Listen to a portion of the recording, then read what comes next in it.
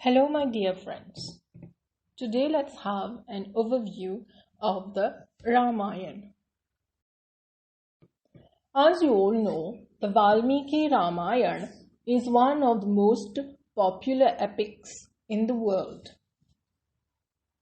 It teaches us the major principles of Hindu Dharma, that is, Hindu religion, and appeals the importance of character and righteous conduct of the world.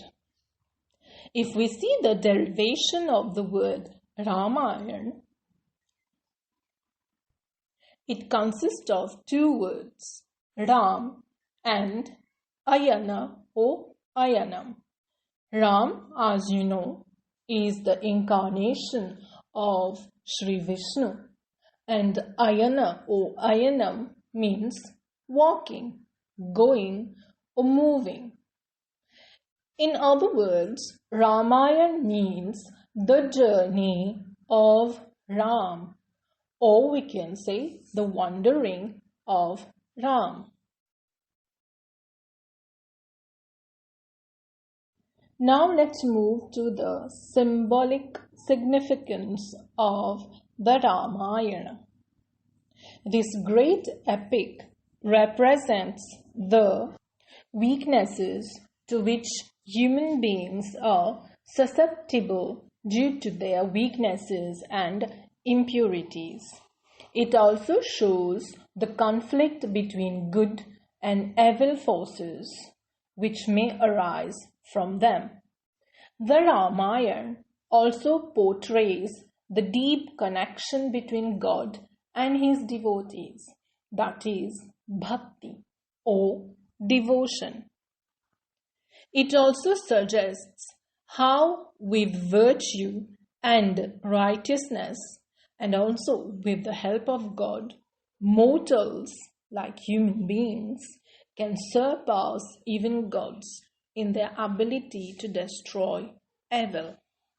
We do learn one important thing from the Ramayana, and that is from the example of Ravan, that knowledge and power can become destructive. Let us now focus on the main story of the Ramayana.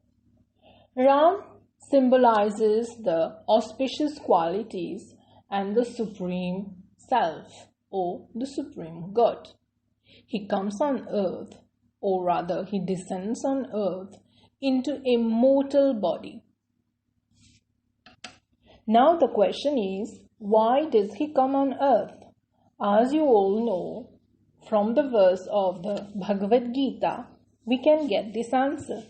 Yada yada hi dharmasya glanir bhavati bharata abhyutthanam adharmasya tadatmanam srijamyaham paritranaya sadhunam vinashaya cha dushkritam dharma samsthapanarthaya sambhavami yuge yuge. That is, God incarnates. He descends on earth to protect us. He comes for us. Ravan symbolizes the ego, having the 10 evil qualities. He defies God and asserts his individuality due to his tamasic gun, or you can say his demonic nature. As you are all aware, in the forest, Ravan disguised as a sage and was asking for alms to Sita. Here, the body actually represents Lanka, who is ruled by the ego, that is, Ravan, who holds the embodied self, that is, Sita, in captivity because of delusion and demoniac pride. So that was the reason actually why he kidnapped Sita. Ravan was in delusion. He wanted revenge. And all these bad qualities actually are tamas, gun. The next part of the story as you know, is that Ram and Lakshman, they were in search of Sita. They also met Jatayu on the way. And Ram reached near a lake where he met many ape-like men, which we actually call monkeys. So God is the controller. He's the creator. God is looking for the army of monkeys. These monkeys actually represent the senses. The senses which are restless and fickle. Even the monkeys are restless. A monkey doesn't stay for long on a branch. He keeps on jumping from branch to branch. And so are our senses, which are fickle by nature. Now, as you are all aware, to reach Lanka, Ram, together with others, that is the army of monkeys, Ram built a bridge to Lanka to reach there to save Sita. So with the help of Lakshman, which represents intelligence, with the help of Hanuman, representing breath, and the monkeys who actually have restrained the senses, or you can say they are restless, with their help, Ram made the bridge. The bridge means the channel which will lead us to Lanka. This is really very symbolic.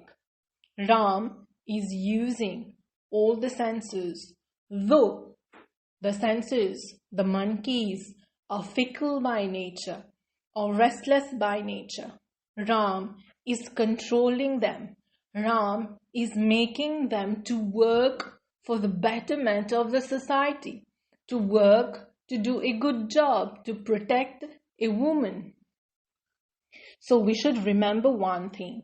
The senses, our senses, our monkeys, inverted comma please, they are restless and they needed to be under control so that we can walk on that bridge, on that path which will lead us towards the Supreme.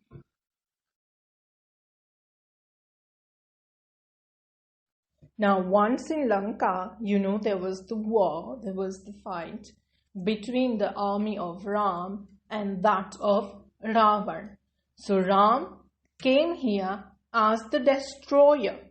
Remember, the three work of God: creating, preserving, and destroying.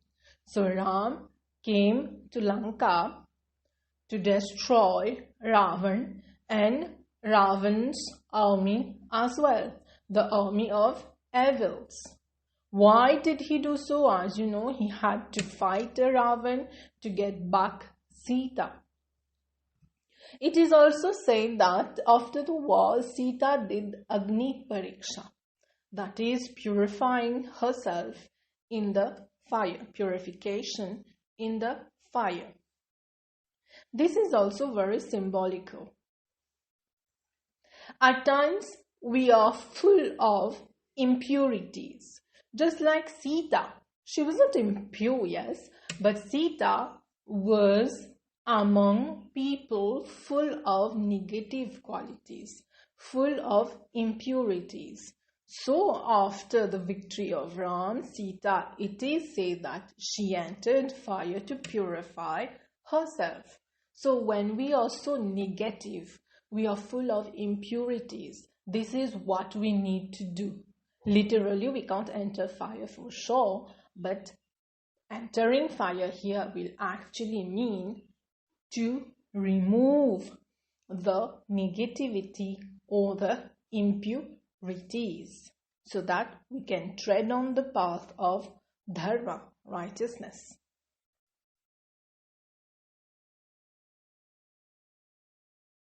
Lastly, after winning the battle, Ram, Sita, they depart from Lanka to the immortal heaven, that is to Ayodhya, in their aerial chariot, which is the Pushpak Viman, together with the whole army of monkeys and devotees. Point to be noted, Ram doesn't leave alone his devotees or those who surrender to him. He always takes care of them. He is always by their side.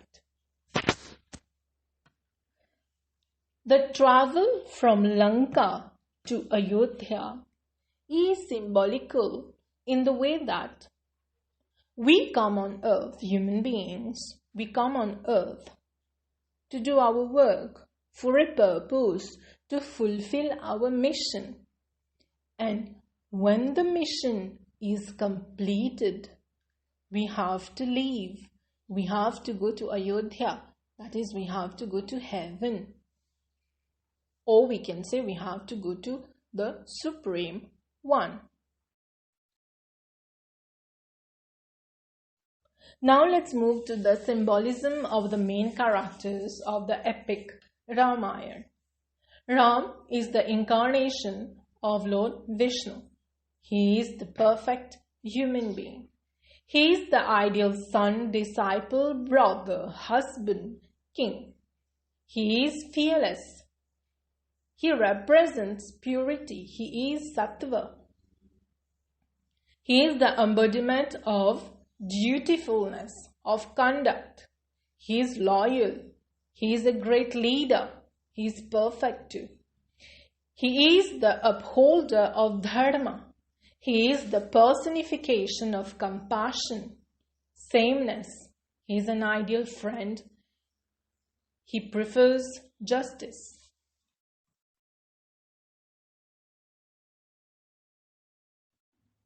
Another important character is Lakshman. Lakshman represents intelligence, buddhi. He is an ideal brother. He is an ideal companion. He is a protector. He has great virtues. He is dutiful. He is the embodiment of selfless service, selfless devotion, selfless surrender. He is loyal. He is the personification of humility, obedience, as well as unconditional love. Moving towards the other important character is Sita. She is the earth. She was born from the earth. She is herself Lakshmi, who descended on earth together with Vishnu. She is an ideal wife, ideal woman. She is goddess herself. She is also a mother. She has endured sufferings in her life. She is the embodiment of patience, endurance, strength, perfection, dharma. She is Prakriti, nature. She is the embodiment of beauty, femininity, and chastity as well. The next character is interesting, Hanuman. Hanuman is the embodiment of devotion. He is a servant of God. He is himself Shiv. It is said that Hanuman is an incarnation of Shiv. He is a warrior. He is loyal. He is full of courage, resolve, purity, sincerity. He is a protector as well. He has great powers. He is one with God.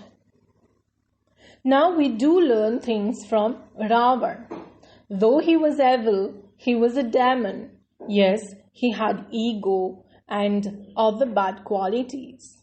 What we learn from him is we need to get rid of these qualities which we also possess, like the ego, tamas, rajas, cruelty, selfishness, uncontrollable ambition. We have also a lack of judgment. There are also other secondary characters like Dashrath. He is a deluded human being, though he was dutiful householder. He was a loving father, husband too. Kaikeyi reminds us that we will surely get the fruits of our karma. Ahalya signifies or represents deluded mind or intelligence enveloped by the impurities of the material world. Jatayu, he is conscience. He is the voice of the reason. He can also be described as the divine messenger. Vibhishan represents the light in darkness. He is a great devotee and he is the personification of courage. Kumbhakarna, he is full of tamas gun. He is a deluded soul. He is brute power. We learn from him that we need to remove these bad qualities like ignorance, mental inactivity, or lethargy. I sincerely hope that you had an overview of the Valmiki's Ramayana. Thank you everyone. Namaste.